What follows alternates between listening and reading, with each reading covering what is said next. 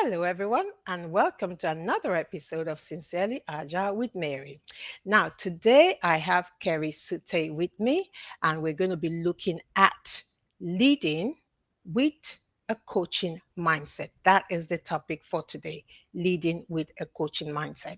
And I have Kerri already joined me, and I'm just going to bring her to the screen. Hello, Hi, Kerri. Mary. How are It's you? great to see you. Great to have you on the show. Welcome to Sincerely Agile with Mary. Thank you. How It's ha- great to how be have you here. been? It's great to have you. I've been good. Looking forward to the summer and yeah, I've been doing good.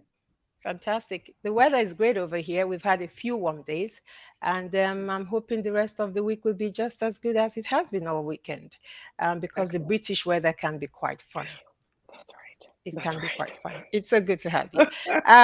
We have people joining us already. I've got Victoria, and I'm Okay. sure more people will join us.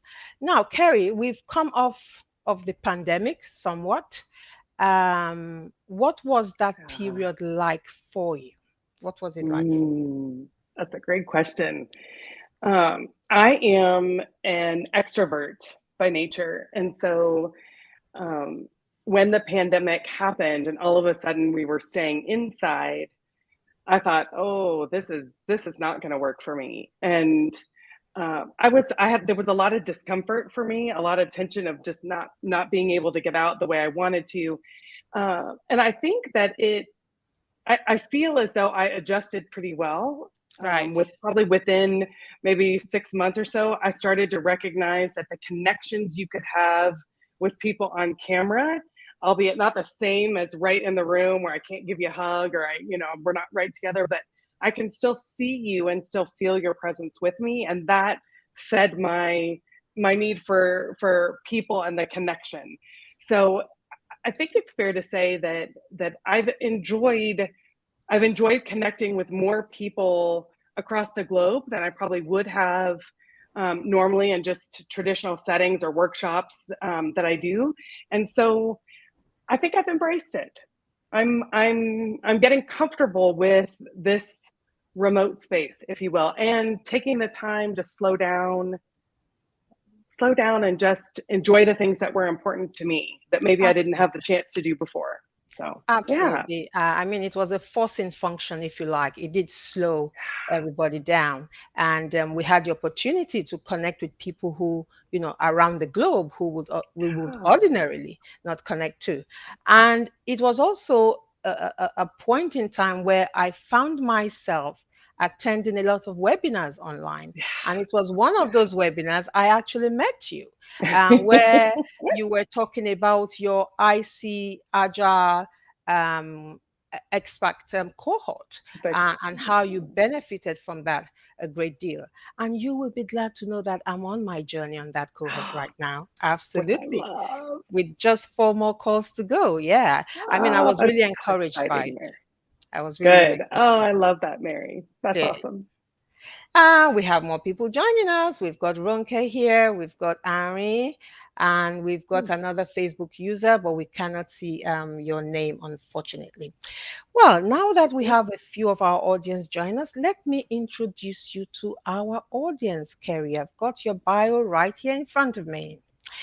Now, Kerri believes that curiosity and courage are the pillars that lead to a fulfilled life. She finds the greatest joy in exploring, whether it is traveling the world, hiking to new heights, or coaching leaders and teams on their agile journey.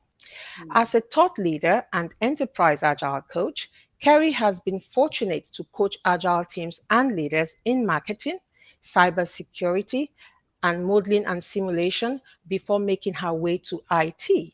She has coached in a diverse set of companies, including Google, Southwest Airlines, ExxonMobil, IBM, and the Department of Defense. She takes an integral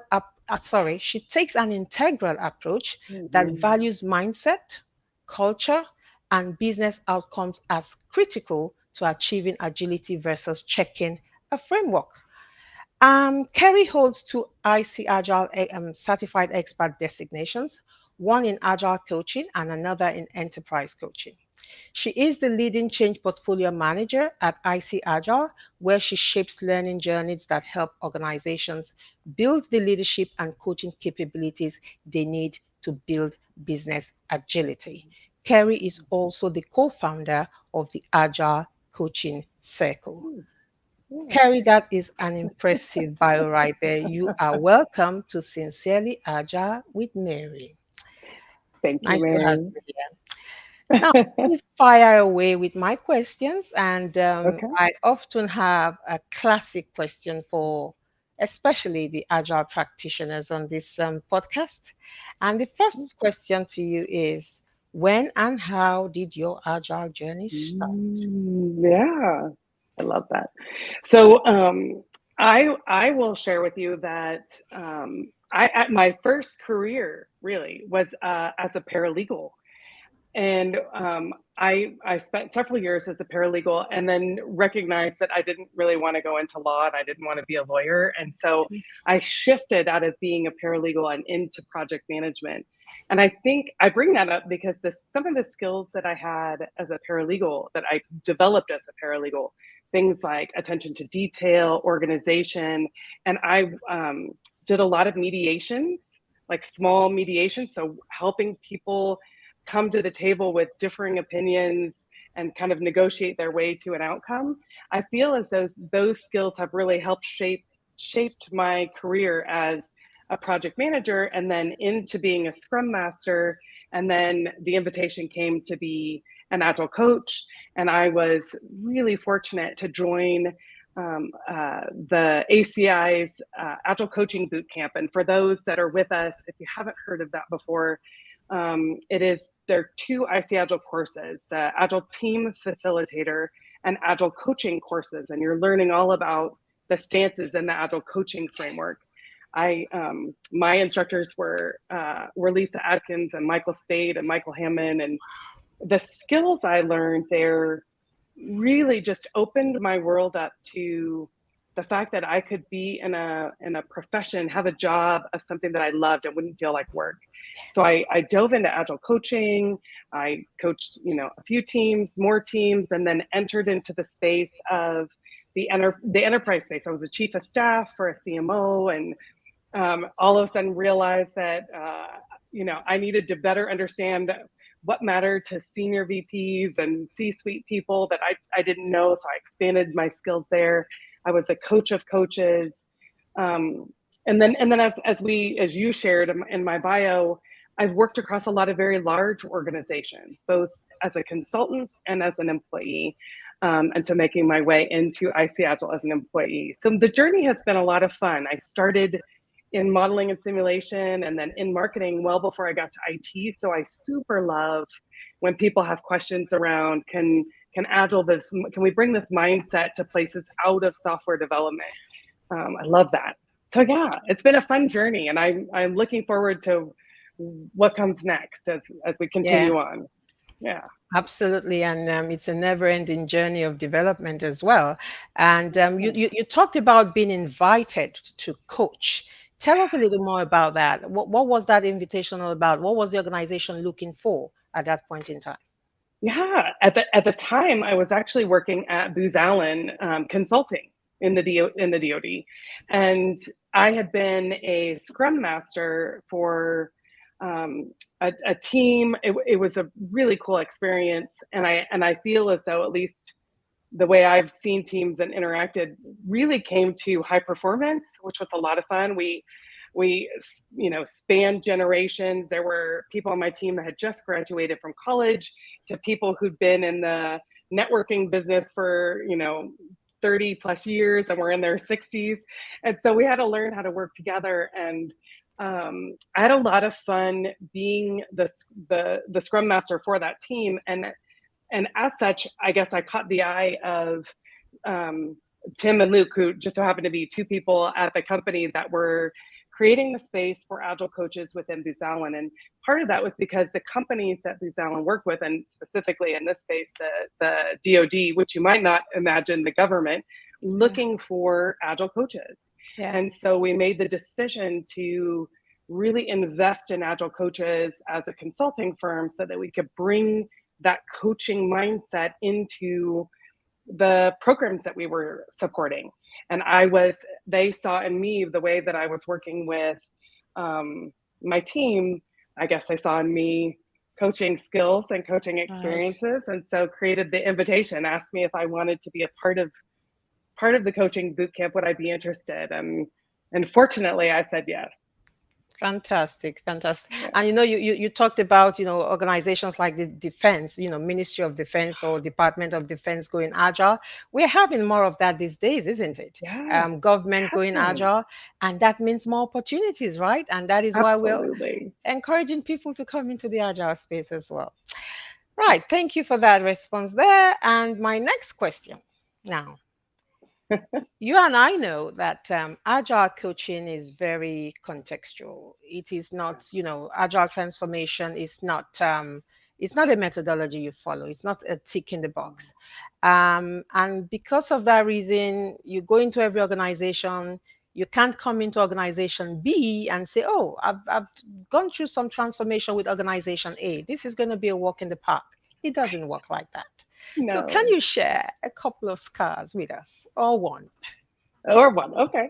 Um, I'll try, and then maybe we'll discuss this together, I think. So, I'll, part of the example that I'm going to share not only includes, I guess, kind of the scare, what happened in the organization, but also what happened within me.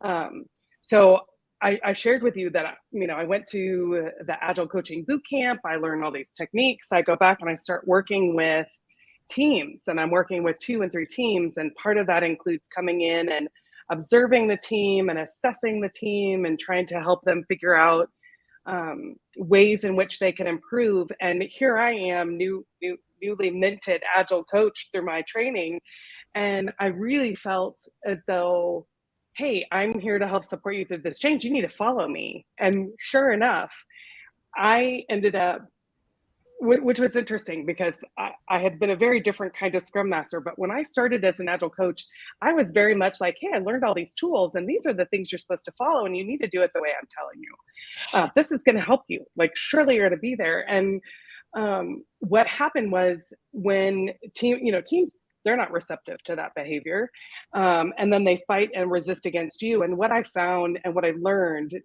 doing a lot of self-reflection, was I think I had an expectation that, okay, I've been on this journey, so surely you should be on the journey with me and at the same place I'm at, forgetting that not everybody has done training or gone through an internal transformation or an external, etc. And so something that I think I learned very quickly is, how I show up was just so critical and matters. And that seems obvious to say, but I really impacted those teams. Here I am helping them do assessments and telling them what was wrong with the way they were working, instead of taking the step back to honor the things they had done that led them there, that had been successful, helping and creating an invitation for them to discover something different or to try just one step of change, not a big, broader everything all in.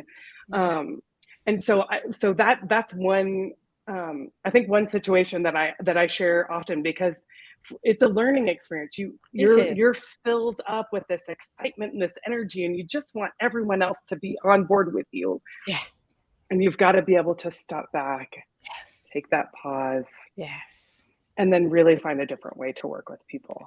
Yeah. Absolutely. We, as coaches, we need to meet them where they are. And there was something you said that is quite important, especially for, upcoming agilists, is that when we go into these organizations, I mean, in as much as we can see what, the agile mindset or the agile ways of working can do for them, we need to respect and honor where they are coming from also, because they Absolutely. have been successful in That's right. whichever ways in which they work. They have That's been successful. But that's the right. question is, I mean, we all know that the environment is changing. It's, it's become so competitive. We know that, but we need to honor that. And I think a lot of us made that mistake at some point, coming with Mm, that solution mindset, forgetting to meet them where they are.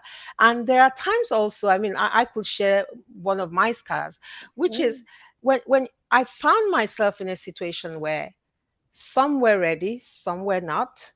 And I didn't quite get the fact that if you go with the ones that are ready. Okay, this was much Yeah. earlier in my journey. You go with the ones that are ready. That it was okay to just let the ones that are not ready be until they were ready to, somewhat. I didn't quite get that balance right. So that's my scar right there. So it is so important. Thank you for sharing that. It is so important. We have more Yeah. people join us now, so let's crack Hi, on. everyone. Now, this is an interesting one. Mhm. Why has coaching become important for organizations today, given that, not so long ago, if you needed coaching, you had a problem and it was an intervention from human resource, right? You had a problem. And it wasn't something people warmed up to at all because it was sort of like it wasn't a cool thing to need coaching. So, why has it suddenly become something we are embracing within our organizations? I feel as though there are a handful of things that come into this space. So I love this question. Um, First of all, I don't think it would be a surprise to anyone listening to us when I say we can no longer rely on the traditional ways of leading and managing people because we're not creating an environment that truly allows them to feel empowered, to give them the space to be creative. If we're wanting to retain top talent, um, doing that through maybe micromanaging or dictating, whatever that may have looked, the command and control that we often hear about leadership, that's not cutting it anymore. I think you and I talked about this just a little bit before we came on. I did a little bit of research just to sort of look. Today, there are the statistics I found, over 70% of workers, this is in America, are actively disengaged, and that Wow. managers are the number one cause of job dissatisfaction. Um, we see that 65% of knowledge workers are open to seeking a new job in the US, and I think Mhm. it's 60 in the UK. And then of course the cost of employee retention. When people leave, we lose the knowledge that they've had. We low morale. So we need a different approach to the way in which we're managing our people within our organizations. The other thing I'd have us keep in mind, because the other thing that I think is so interesting is, at any given time, you are working with Gen Z. So that's the newest generation of folks coming out. You've got the millennials, Gen Y. I think I'm a Gen Xer, and I think there's still some baby boomers. You've got several different generations of people in the organization that are wanting to be successful. And I think we need to be able to adjust the way in which we're leading, because it's not because, oh well, they're just a millennial and they don't like to work. No, we need to approach the way we manage people through our HR practices, through our leadership practices, with a different mindset, with the growth mindset that we talk about is so important in Agile. When we look at people with that growth mindset, we need to recognize, okay, they work differently. So that means I need to lead differently. If I want to inspire them, if I want to retain them, because they've got a wealth of knowledge and experience, these digital, what are they, digital nomads that I think our latest generation, they've been born in the digital world. Yeah. They don't know things like telephones the way we do. So anyway, I'm kind of going down a tangent here, but I think coaching becomes important because we want to allow the space for people to develop their skills. It's important to those generations. It's important to millennials. Yeah. It's important to Gen Z. If we're wanting to retain those talented people that we've just hired, we need to do something different than command and control. And what I think really strongly works is having that coaching mindset where you're able to set clear direction, but then you're able to coach through and allow those employees, you've got those extremely talented people, to shine through the knowledge they have, and giving them the space to try, to experiment, to learn. And I think that's why it becomes so important. Absolutely. And Yeah. as you were talking, I just remember the Great Resignation. I Yeah. mean, I remember reading somewhere how about over 4 million people have Yes, resigned their jobs to do what they really love to do. So, I mean, that is an exactly. important statistics right there. And as you Exactly. were talking and talking about HR and leadership, I was also thinking this is not just about the big organizations. Mm-mm. It's No, about the small organizations as well. It doesn't matter if you have an organization of just 10 people. It's the same mindset we're talking about here. It's not just for the Googles and the Facebooks of this world. that's right. That's It doesn't right. matter the size of the organization. This is how we need to start thinking and leading going forward. I mean, gone are the days when we were paid for our hands, so to speak. Today we are paid to Mm, think. And exactly. we're paid to think. So if we're paid to think and if we're paid to be creative, we need that space for people to thrive. I love those Absolutely. answers. Very good. And we've got Mm, some comments and questions perhaps. Leaders need to be relatable. Absolutely, yeah. Siko. Yes. Leaders really do need to be relatable. And then we've got Stella here, my partner in crime. Good evening from Ah, Oman. Whenever you turn up is when you turn up, Stella. Stop perfect. apologizing. That's right. Thank you for joining us. Yes, the stats are They staggering. are. They are staggering. And They it's not are. cheap to, recruit. So it is so important that we keep our talent because bringing in Yeah. new talent is expensive. Very, It very is. I expensive. think the Gallup research that I had looked at said Yeah, that the cost of replacing an employee is either a half to two times there the you go. employee's annual salary. There you Like go. That that's that is not cheap. huge. That is not No, cheap. that's That is not cheap huge. at all. That is Yeah. not cheap at all. That's a lot. Stella is also saying, I wonder if some managers are also threatened by the rising stars Mm. within the organizations. That could be an issue, Oh, but that is why we want to coach them into the right mindset, right? Because I yeah. tell you, I have found a situation where I needed someone to mentor someone else. I mean, this person told me very clearly, my job is at stake here if I do that. So Yeah. these are real, real issues out there, Absolutely. that we see every now and again. Um, just trying to see if we have any more comments. I like to carry our audience along. Absolutely. But yeah, I think that's a great. Stella brings up a really good point there. Yes, it is. And I think if we help our leaders see that the way in which they lead, there's room for all of us to be successful, and you as a leader can still retain that leadership role. If we're focusing here in the role that they have, it's okay to let others shine. That makes all of us look good, and we together then are successful. And so um, perhaps there's more to the root of that. Maybe there's Yeah. something underneath Hmm. that fear that could be explored, and then once explored, new opportunities may arise for the managers who are fearing that shining by others, and they can start to think of, well, actually, what could happen here is I allow my teams to shine, and then I can be focusing on creating the space for them to shine and paving the way, removing bottlenecks for them so that they do shine. And then we together are looking like a successful group, and probably more happy and have stronger work-life balance. And um, anyway, I think there's some things, there's probably some root cause discussions that could happen if they were open to it. Yeah, I mean, I like the way you responded to that. There could be some underlying issues. You talked Yeah. about reskilling, and Yeah. also there's just enough room for everybody. Now, That's right. every time we talk about this aspect of, change, I always remember when the word processor became a thing for us, and secretaries started to, they had to evolve, so to speak. I mean, what tends to happen when technology takes over is that some jobs could, disappear, but so many new jobs come up. Come up. And this And is it's where a lot of our people, yeah, attitude and perspective that exactly. allow us the space to see what's the new gap emerging that I might be able to fill with the skills that I bring to the table. That is it. And that is important because there is something there. Yeah, There is. yeah. We all have something to offer and contribute. We all have Finding something to where that offer fits. Yeah. based on where we're coming from in terms of transferable skills.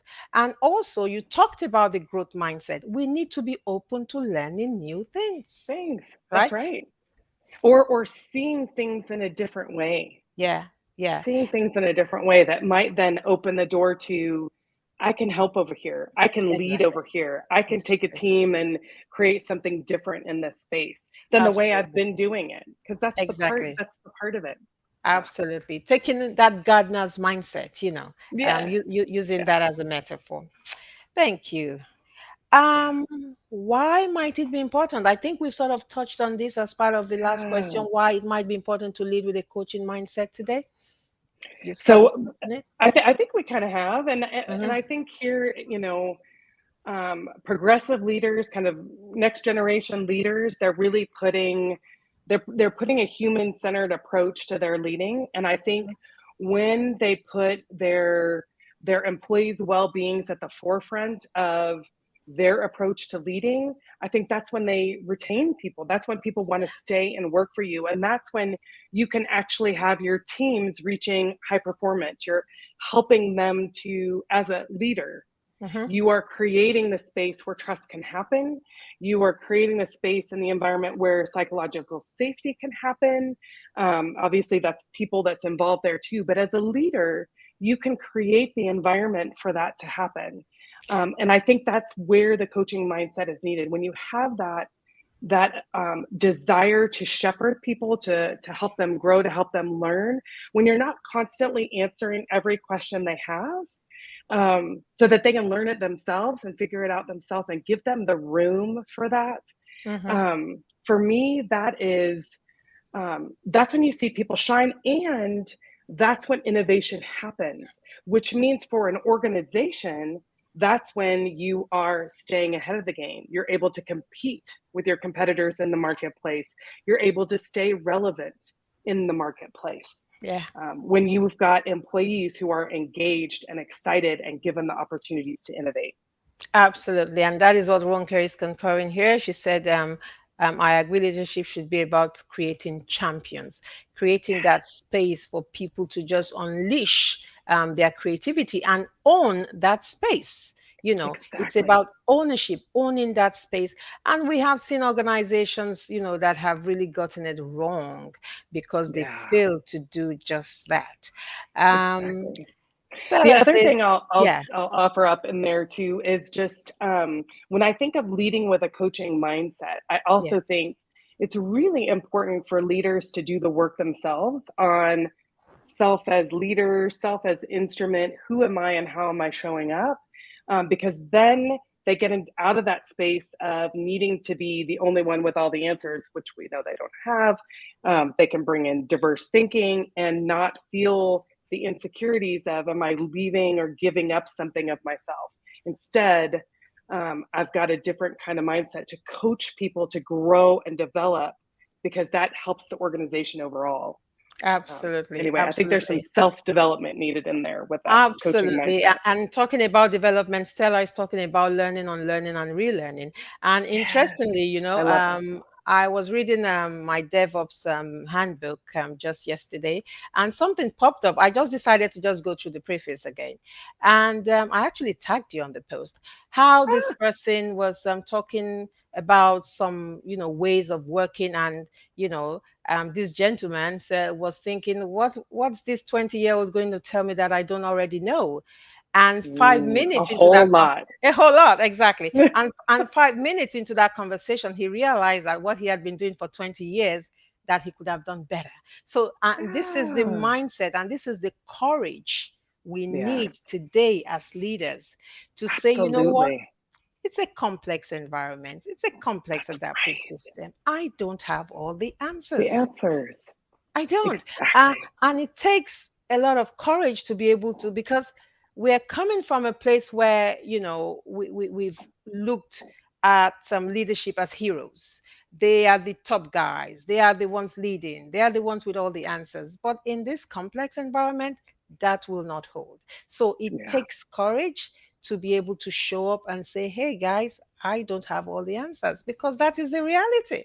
That's right. And allow the space for your teams to flourish, Yeah. and especially those younger generation. And hopefully I feel as though there's a balance, like our younger generations, our Gen Zers and our Gen Ys, hopefully they have the respect of the knowledge that our baby boomers and our Xers have, the knowledge to others, but we also need to have respect for the knowledge they bring in. Exactly. These technical wizards, thinking about things in ways we never did.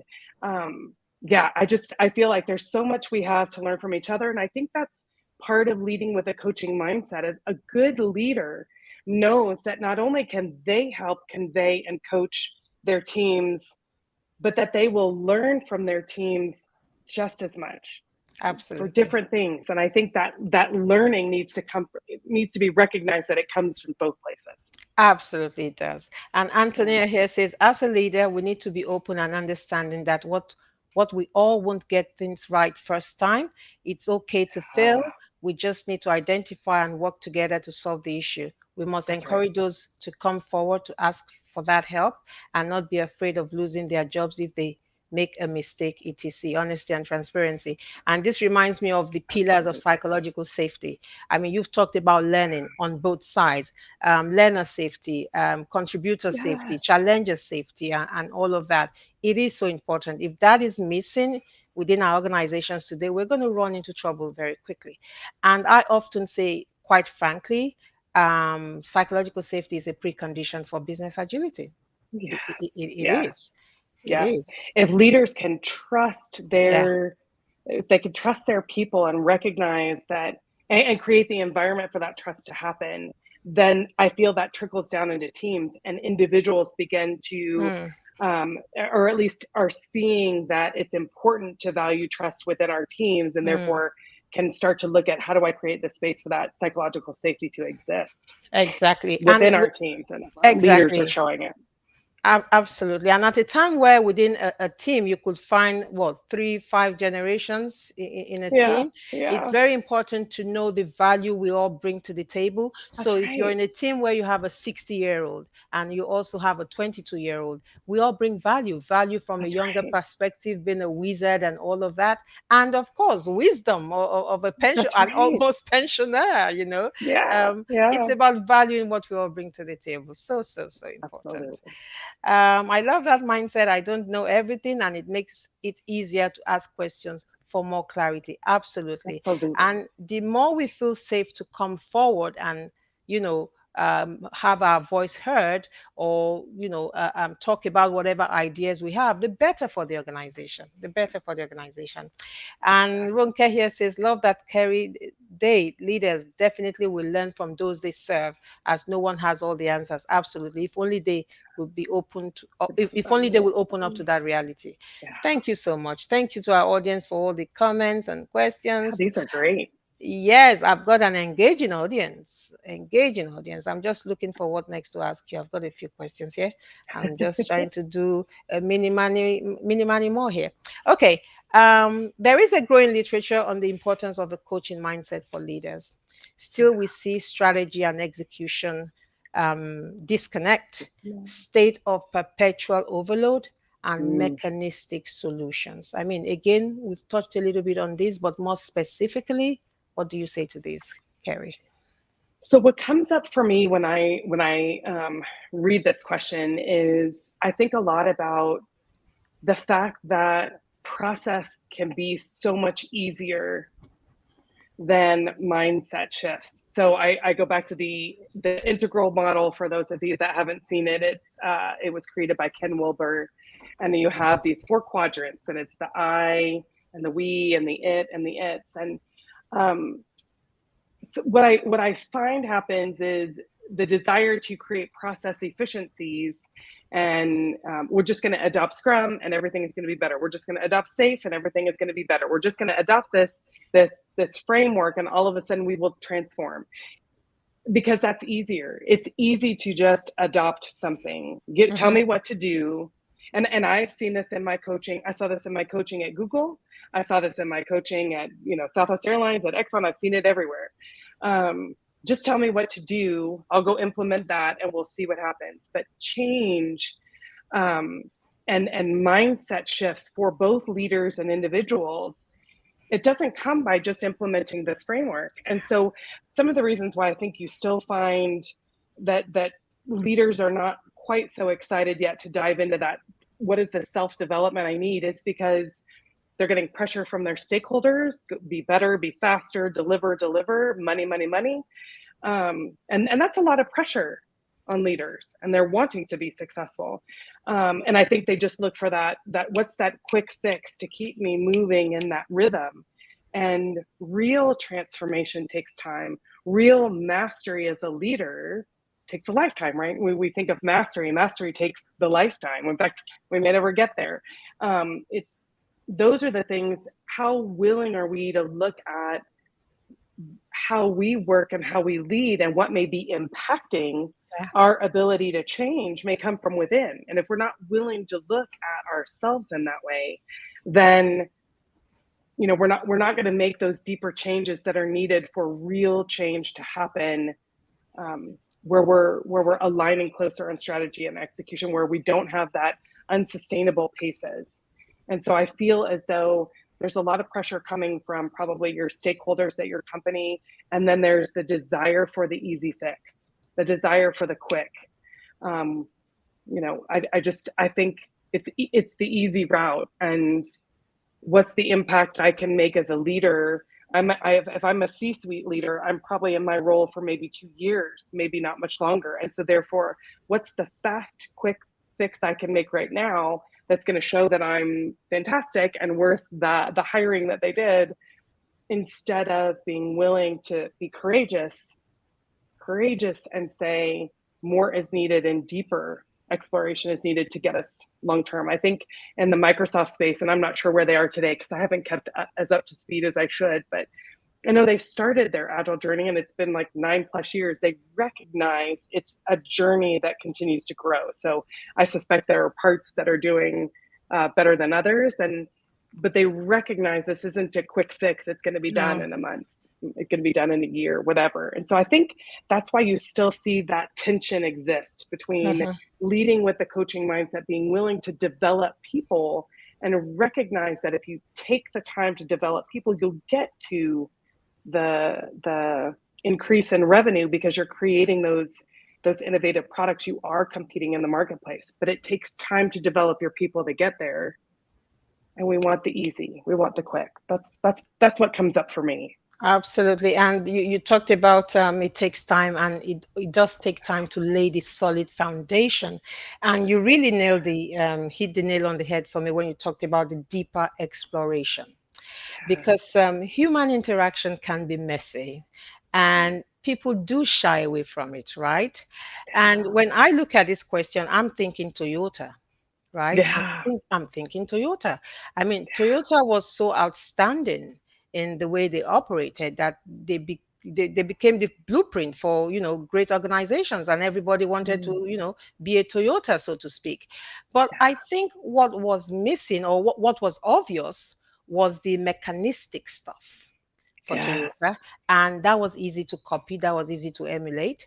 But there were some underlying philosophical, you know, Yeah. underpinnings, if you like, that wasn't so obvious to the world. Absolutely. And I think that is what is still missing today. Like you said, the deeper exploration. Because when we talk about transformations, we are fundamentally asking people to change. To change. Yeah. It's not just Something I about love moving the about furniture. something that I've always found so fascinating about the Toyota way of working that I think gets missed is the fact that as soon as they start making a lot of progress towards the goal, they change the goal. The goal gets changed. It's something is different. And so they're used that it is a culture that gets comfortable with changing. Okay, we've made progress here. Is it enough progress? Yep, we're changing. We're going somewhere different.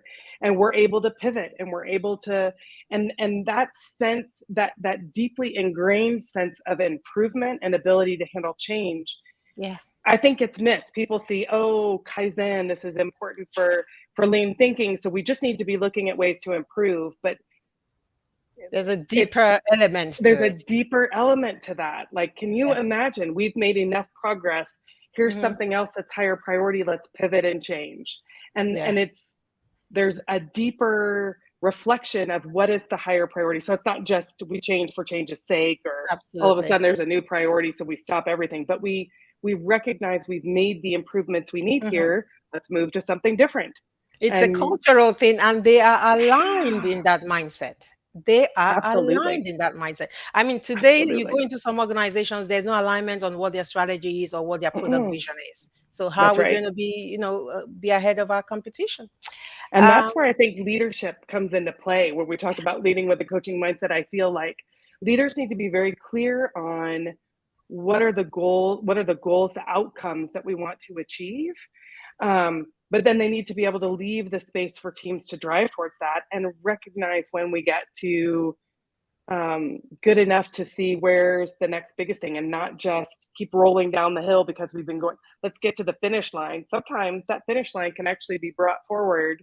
Absolutely. And Absolutely. how are we open? What's our mindset towards Hmm. coaching that and getting people comfortable with changing directions? Absolutely. I think Yeah. you sort of referred to the OKRs there because you can look at your outcomes and say, is that good enough? What Yeah. next? What is the next big thing? Absolutely. And that's why OKRs can be quite useful as well. Yeah. Antonia, she's got a question here. How do you address situations where a leader cannot adopt the agile mindset or very much are set in their ways no matter the methodology? How can, these are a couple of questions actually, how can we take them on the journey with them, leader or follow colleague? Do you have any examples of such challenges that you have both dealt with? Three questions, I Mm. think. Yeah. You want to Yeah. unpack that? I think so. So a couple things come up for me when Yeah. I read that question, and one of the first things is you cannot take people on a journey when they don't want to go, and it's hard to take people on a journey where you yourself are not willing to go. And so for me, when I think about whether it's a leader, and for here the question is more the leader, it's finding their edge. And what I mean by that is where does their discomfort lie, and not so much in trying to get them up and over the edge and down to the path, but rather, is there one place, one area I can help them move in any direction? Is there just one step? And who knows where that step might be, because Hmm. it really matters more about what they're willing to do. And as I read your question, it's like a leader cannot adopt the agile mindset, then it might not be for them. And instead, maybe it's more around, what are your pain points as a leader? What matters to you? What are the pain points you are facing? And is there one in particular that's really rugged?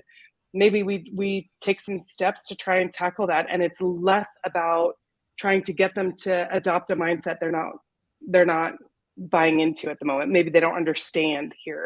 Most people are rarely going to say no when you start talking about being open to change, etc., or having a growth mindset. They think, of course I have that. But when you start working with leaders, I think it's important to recognize what matters to them, Yeah.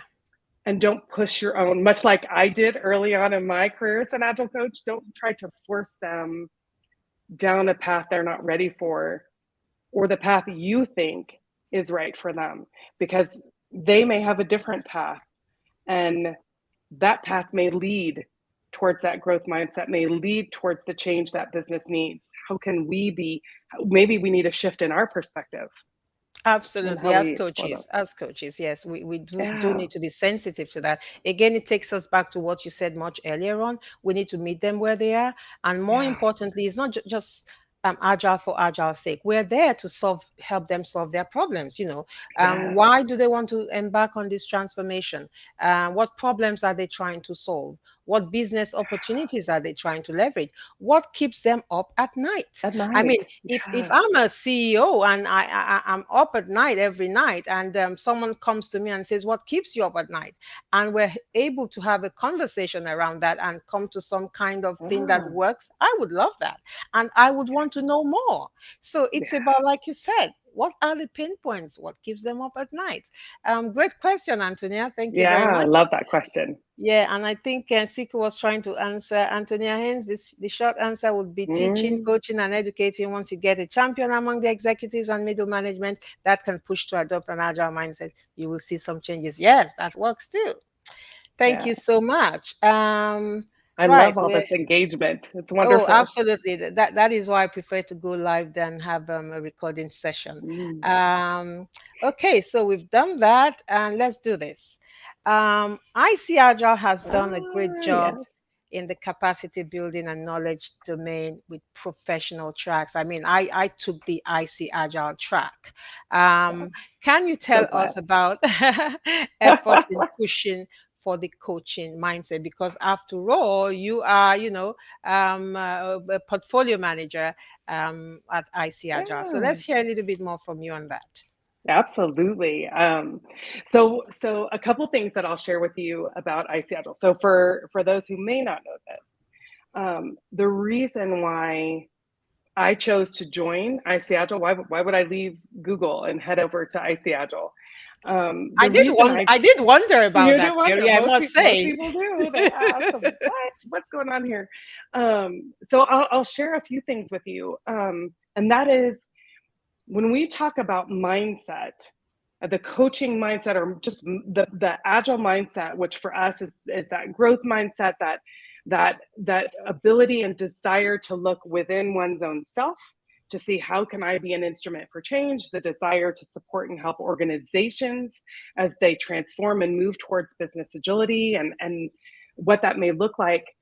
What I love about ICAgile is that they are an organization that anchors in the mindset in everything they do. And that is not just in the courses and the learning outcomes that we create.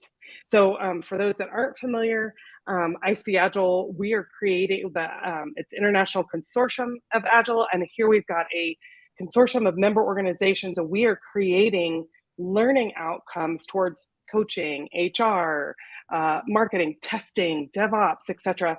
And what anchors under all of those learning outcomes is not the framework you're choosing. It's not the practice you choose. It's all about the mindset you bring to those. And if your foundation is the mindset, then you can put any practice on that and make it come alive. And ICAgile as a company is the same.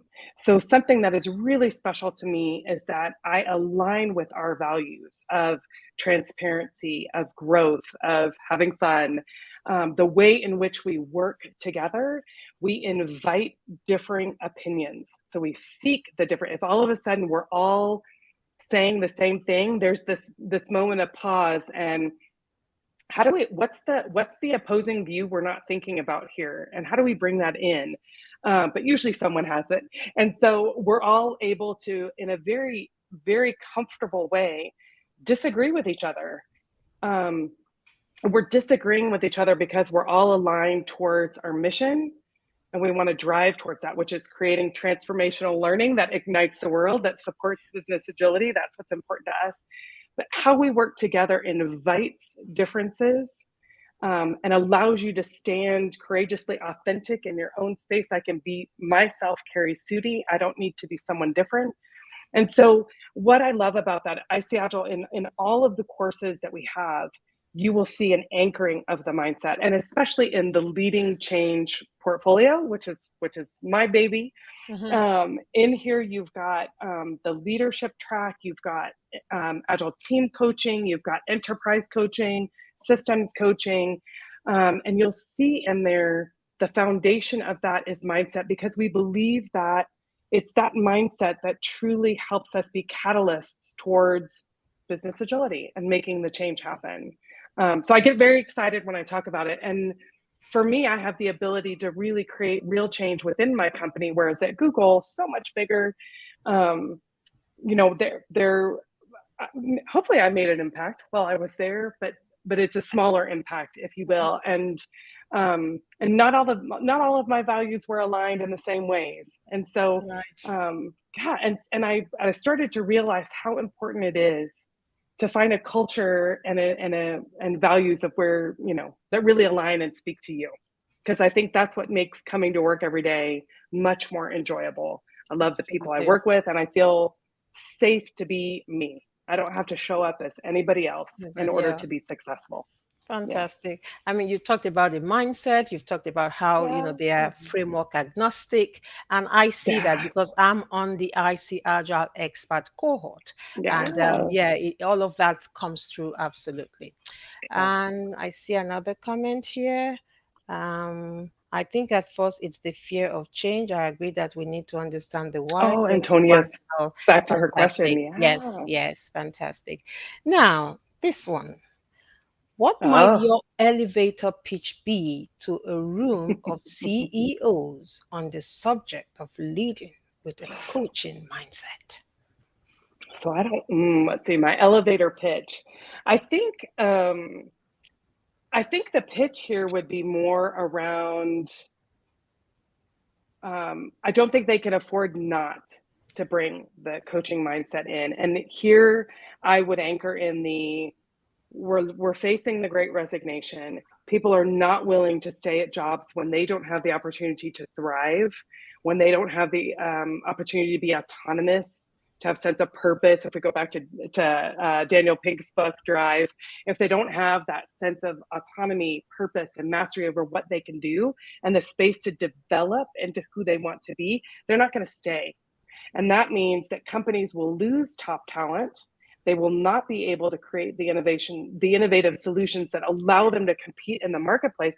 They'll end up being behind the eight ball all the time, and they're going to constantly have to look to figure out how they get ahead. So I think the way I would challenge that room of CEOs is to say, you can't afford not to develop, give the space to develop your leaders into being leader as coach, leader with a coaching mindset.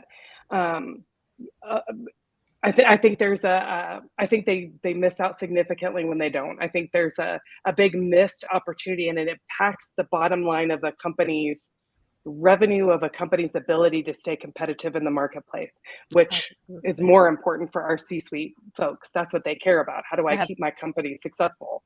Yeah. absolutely. Absolutely. I Employee love that engagement is response. a huge part of that. That's right. Absolutely. I mean, once upon a time, we talk about how it's no longer a seller's market, it's a buyer's market now. It is now the employee space. That's right. That's It right. is the employee space, and they really need to respond to that. They really need Absolutely. to. Create an inclusive environment for just bring in inclusivity into everything we do. Bring in communication into everything we do. That's that transparency. We think we're good communicators. The real question, are we? Are we? Do people a few levels below you actually know what and understand what the priorities are? There's opportunities for us to create the culture, and I think that coaching mindset helps drive it. But yeah, Absolutely. I just think I think the C-suite folks cannot afford to not Absolutely. develop their leaders, create the space to be, you know, that development. Sometimes people call it the deliberately development organization. I think there's the book from is it, I can't remember, Keegan is I think who wrote it, with others. But it's just all about creating an organization that allows development to happen in every aspect. Um, Absolutely. And yeah, in different parts of the organization as well. yeah, Right. exactly, exactly. Anyway. We're slowly coming to the top of the hour. What top three tips can you give an aspiring agilist listening right here, right now? I love that you asked this question. Okay, so here's a couple things that I offer. Number one, and you probably heard me mention this along the way. Know your values and aspire to work in a place that aligns with them. We spend more than half our lives at work. Make it a place you want to be. Your attitude impacts everything, including your perspective. So remove words like failure from your thinking. Don't tie your your pride, your sense of self to everything you do, so that when you experiment and it doesn't go the way you want, you're not crushed by that. We talk about some people see the world as glass half full, glass half empty. Maybe it's time we're looking at. I read an article about this. Maybe it's time we're looking at who's filling the glass. Is that me? And how am I filling it? Anyway, get super comfortable with change, because Yeah. change is the one absolute in life. So you got to get used to it, whatever that looks like.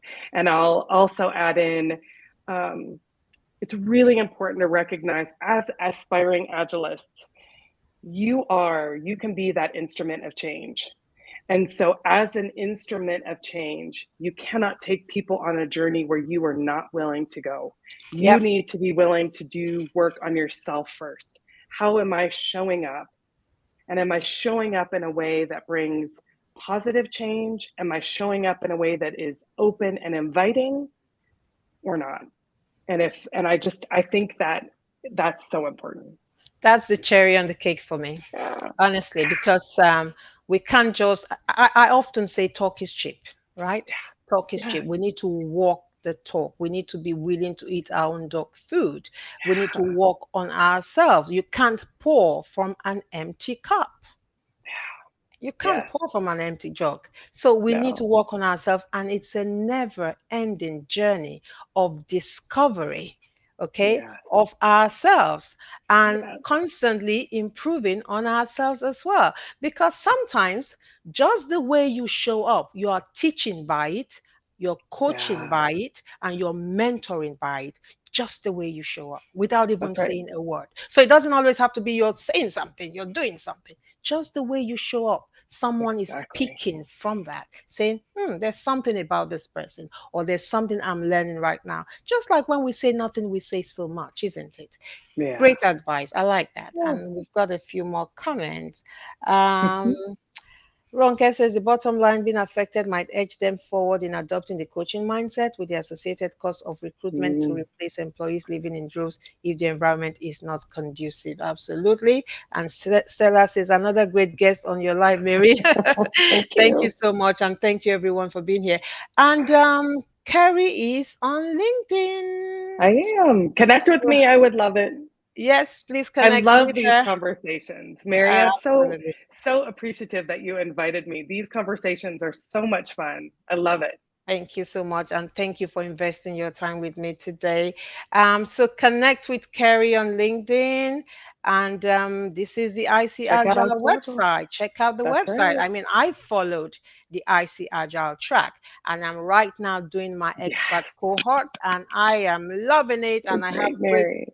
coaches and mentors on that cohort, and boy, have I grown in the last 7 months that I've joined. Love I am. that. I had a mentoring session with Kevin just last Friday, and I was saying to him, I went into a transformation feeling even much more confident because I had learned so much. Good. They've recommended so many books. We are constantly having these conversations. We are, Yes. reflecting on how we show up, on how we work. Is one of the best investments I have made recently. No regrets I at love all. that. Absolutely. So, thank you everyone for showing up this evening. I Yeah. hope we have done justice to this conversation. Kerri, I cannot thank you enough for investing your time with me on a Sunday when you should be Yay. resting on a Sunday. That's perfect. So, thank you all so much. And I have canceled our guest for next week. Some personal issues there, but I decided, you know what? I'm not going to fill it up with another guest. It's just going to be a day off for me. It I is what like it that. is. It's just going to be a day off. So I decided not to book someone in there from my list of guests. So I will not be here next Sunday, but the following Sunday after that, we're having Carrie Foster, and she's going to be Nice. talking about inversity, diversity Ooh, done differently. it's a This is great going to be topic. amazing. Thank you all so much. Once again, Carrie, thank you so much. We have some more comments Uh, here. We've thank you, got everyone. thank you very much. Just thank you, thank you, thank you, thank you, thank you, everybody. Thank you Thank for you being here. all. Thank you so much. Thank you all so much. Yeah. And see you in 2 weeks. All right. So take care, everybody, and bye bye. Bye bye.